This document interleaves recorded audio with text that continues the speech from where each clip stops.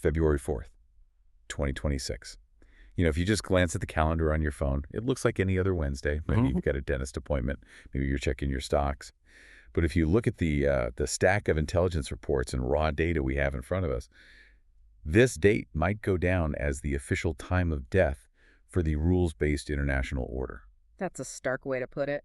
But the sources, they really don't leave us much room for any other interpretation. While most of the world was sleeping or, arguing online, the gears of the global machine just shifted. We moved from an era of multilateralism, relying on the UN, on treaties, to something else, transactional realism. And that is exactly what we're unpacking in this deep dive. Yeah. We aren't just looking at headlines here. We're looking at what seems to be a coordinated experiment. An experiment in force projection. From Abu Dhabi to Caracas to Washington, D.C., the safety net that, we all sort of grew up believing in, international law, central bank independence, the idea that there's a referee on the field. Yeah. It's gone. It's been replaced by what the analysts in our stack are calling the Trump Doctrine 2.0. And we have to be very specific about what that doctrine looks like in practice. This isn't theoretical anymore. We have concrete data points from 3 distinct fronts that show this new operating system in real time. Okay, so let's map this out. We've got the Eastern Front in Ukraine, the Southern Front in Venezuela, and then the financial front right here at home. Yeah. Let's start with the East. We have these reports on the Abu Dhabi process. Round 2 is happening right now. Right. And this is supposedly the peace negotiation track in the UAE. But what's fascinating here, and what you really need to grasp to understand this new world, is the cast of characters. Usually a summit like this is full of career diplomats, State Department lifers. People who worry about protocol. Exactly. People with PhDs in Slavic studies. But that's not who's at the table today. No. The U.S. delegation is led by Steve Witkoff and Jared Kushner. Okay, let's just pause on that for a second. Steve Witkoff, he's a real estate mogul. Kushner. Well, his background is in deal-making. These are guys who close property deals, not peace treaties. Yeah. They don't look at a map and see sovereignty or cultural heritage. No. They look at territory as an asset class. And that tells you everything about the tone. This isn't a diplomatic summit. It's a property closing. They're looking at distressed assets and figuring out the valuation. But here's the friction point. While they're sitting in air-conditioned rooms in Abu Dhabi, the reality on the ground in Ukraine it's horrific. The contrast is jarring. I'm looking at the reports from February 2nd and 3rd.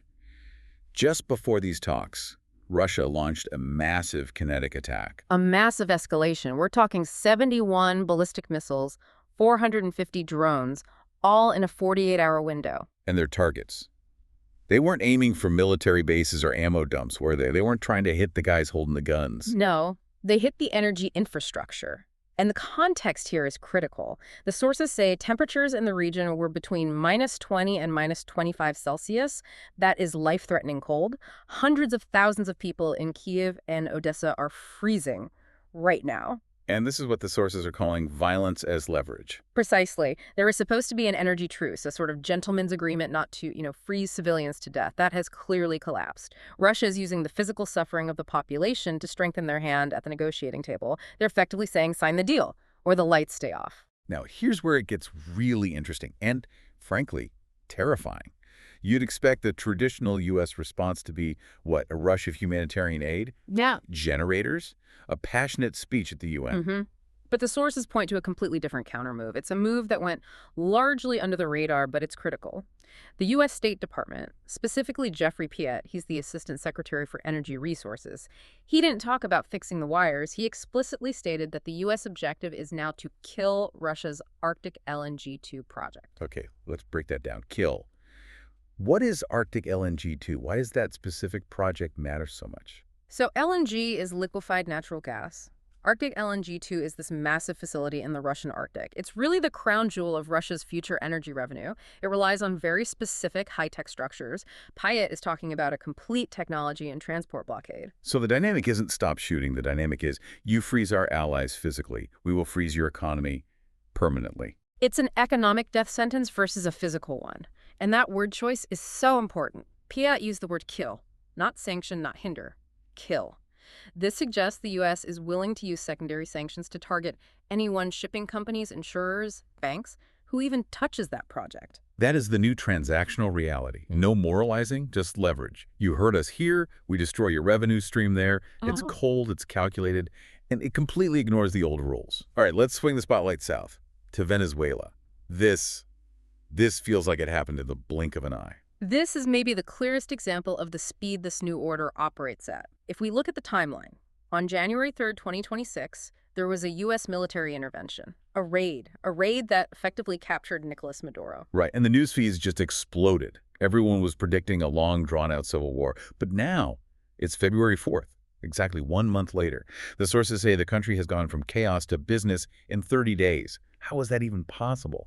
It's following what analysts are calling the Rubio Plan, named, of course, for Secretary of State Marco Rubio. It operates in 3 stages: stabilization, recovery, and transition. We're in the transition phase right now. Delcy Rodriguez is the interim president. Which is a very strategic choice, isn't it? Keeping a familiar face in place. It's management. It's about continuity for the bureaucracy. And just today, to sell this normalization to the world, she announced a general amnesty for political prisoners. It's a rebrand. They're cleaning up the shop window so the Western oil majors Chevron, Exxon can come back in without a PR nightmare. It's not about justice, it's about making the environment safe for capital. But there was one detail in the briefing that really jumped out at me, and it involves Colombia. Ah, yes, Gustavo Petro. Right, President Petro, the first leftist president of Colombia, formerly a very vocal critic of Donald Trump, a man who built his career resisting Yankee imperialism. He was the poster child for the Latin American left, correct? And where was he yesterday? At the White House. Signing guest books, smiling. It's pure survival instinct. Petro looked at Venezuela next door. He saw how quickly the Maduro regime, which had survived for a decade, was dismantled in a month. He realized that the pink tide, that wave of leftist resistance in Latin America, it's over. He realized that in this new order, survival just means compliance. Exactly. Petro is doing the math. He knows he can't be the ideological outlier anymore. That's the global South resistance collapsing into survival mode in real time. He looked at the map, he saw the raid, and he decided he'd rather be a partner than a target. So there's no ideological battle anymore. There's just, Yeah. Do I want to stay in power, yes or no? And the answer for Petro was yes. Which brings us to the third front, and this is the one that really hits closer to home for, well, anyone holding U.S. currency, the financial front. This one is making the markets sweat. We have news that Kevin Warsh has been nominated to replace Jerome Powell at the Fed. For listeners who aren't financial junkies, why is Warsh such a massive signal? Because Kevin Warsh is not an institutionalist like Powell. Warsh is known for supporting something called fiscal coordination. Fiscal coordination. Okay, that sounds incredibly boring, but it's not. It's actually revolutionary, isn't it? It is. In plain English, it means erasing the line between the Federal Reserve and the Treasury.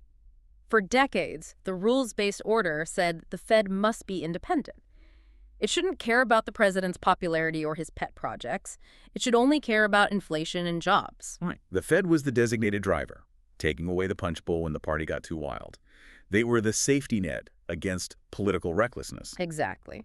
But fiscal coordination means the Fed works with the administration to fund its goals. So the era of central bank independence is over. That is the read. The Fed isn't there to guard the value of your dollar anymore. It's there to ensure there's enough liquidity to fund the administration's industrial projects, reindustrialization, defense spending, the Rubio plans. And the market knows it. I mean, you look at the data on gold and silver over the last 48 hours, the volatility is extreme. Massive spikes and crashes. That volatility, that's the sound of institutional trust breaking. The markets know the Trump put is back. The government will prop up the stock market. But they also know the cost is going to be inflation. They're debasing the currency to fund the deal. Okay, so let's just recap before we pivot. We have force projection in Ukraine using energy as a weapon. We have regime management in Venezuela at lightning speed. And we have the erosion of financial independence in Washington to pay for it all. These are not isolated events. No, they're the pillars of the new system. It's a comprehensive overhaul of how the world works. Okay, so let's unpack this for the listener, because right now you might be thinking, wow, crazy stuff happening on the map. You know, sucks for Maduro, sucks for the guys in Kyiv, but we need to stop looking at the map. We have to look at your own house. What does transactional realism mean for the person driving to work right now? The macro implications are clear, but it's the micro implications, how this affects you. That's where it gets dangerous. Let's start with energy security. We mentioned the kill shot on Russian LNG and the freezing cold in Ukraine. But there's a report here from Cypherma, a cyber intelligence firm, that says this cyber war isn't staying over there. That is the critical link. Safirma is reporting that cyber attacks on energy infrastructure and LNG facilities are escalating now, and these attacks are originating from state-aligned actors. So if the U.S. government decides to kill the Arctic LNG-2 project to punish Russia, Russia doesn't just sit there. They retaliate. But not with tanks on U.S. soil. They retaliate against the grid you rely on. The grid becomes the battlefield. Your local energy prices, the stability of the lights in your living room, those are now collateral damage in this negotiation. In a transactional world, everything is leverage, even your thermostat. The grid isn't a public utility in this context. It's a pressure point. And that extends to your financial survival, too. Right. Back to Kevin Warsh and the Fed. If the goal of the new Fed is growth and industrialization at the cost of currency stability, what does that mean for your savings account? It means the rules have completely changed. If you are holding cash, expecting that old safety net of the Federal Reserve to protect your purchasing power, you're the designated victim.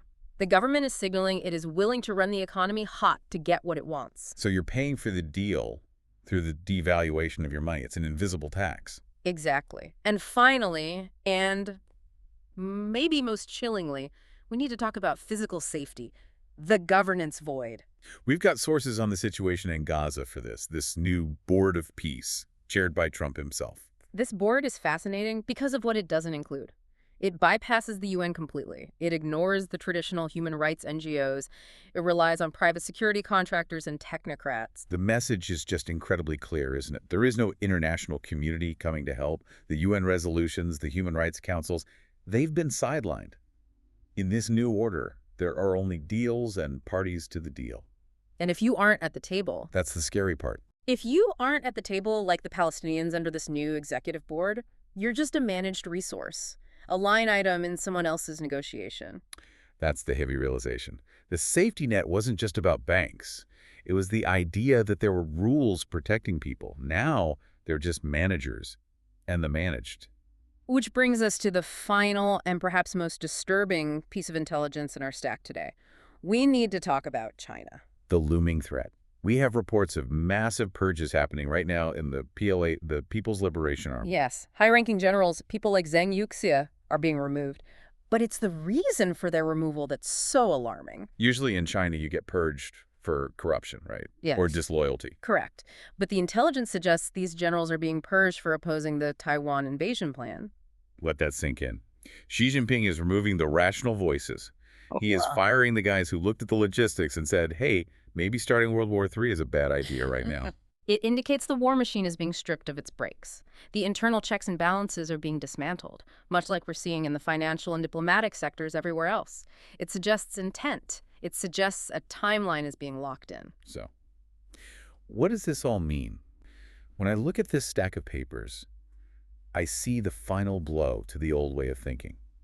The state, whether it's the U.S., China, or Russia, has become a purely transactional entity. It'll trade your pension for industrial growth. It'll trade your moral comfort for cheap oil from Venezuela. It'll trade your grid security for geopolitical leverage. Exactly. The era of outsourcing your survival is over. You can't just sit back and hope the UN or the Fed or the international community has your back. When the grid flickers, or the dollar starts to wobble, who is your government?